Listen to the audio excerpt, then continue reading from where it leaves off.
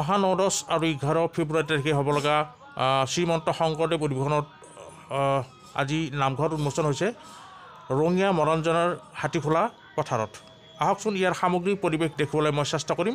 বলক আগবাঢ়িছোঁ।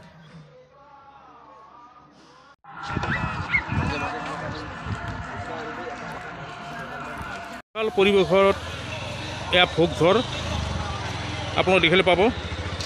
আটোমটোকাৰিকৈ অতি সুসজ্জিতভাৱে বনোৱা আছে এই ভোগঘৰ। এয়া চাওক, এইবোৰ চৌকা বহু এই চৌকা জ্বলিব। লগতে ভোগঘৰ এইবোৰ যিটো পানী যোৱা নলা, লগতে সম্পূৰ্ণভাৱে কাম চলি আছে সুন্দৰভাৱে। যেনে চাই তেনি সম্পূৰ্ণ এই শংকৰ সভাৰ যিটো অধিৱেশন চলিব 9, 10 আৰু 11 তাৰিখে ফেব্ৰুৱাৰী।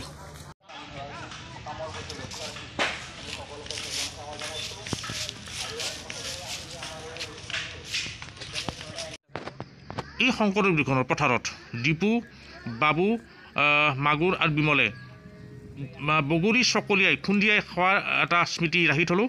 সঁচাকৈ এইটো সুন্দৰ পৰিৱেশ। এই হাতীখোলা পথাৰ মৰাণজনা শংকৰদেৱ অধিৱেশনৰ প্ৰস্তুতি পূৰ্ণতুংগত। বিশাল পৰিসৰত যিটো প্ৰতিনিধি শিবিৰ ইয়াতে আছে। বিভিন্ন জিলাৰ পৰা অহা প্ৰতিনিধিবিলাকে ইয়াতে থকা খোৱাৰ সম্পূৰ্ণ ব্যৱস্থা আছে। সম্পূৰ্ণ পৰিৱেশত বিশাল পৰিসৰত এইটো ভোগঘৰ। ইয়াতে ভোগ গ্ৰহণ কৰিব পাৰিব এই শংকৰ অধিৱেশনত। মূল মণ্ডপ সম্পূৰ্ণ বিশাল পৰিসৰত এই মূল মণ্ডপটো কাম চলি আছে।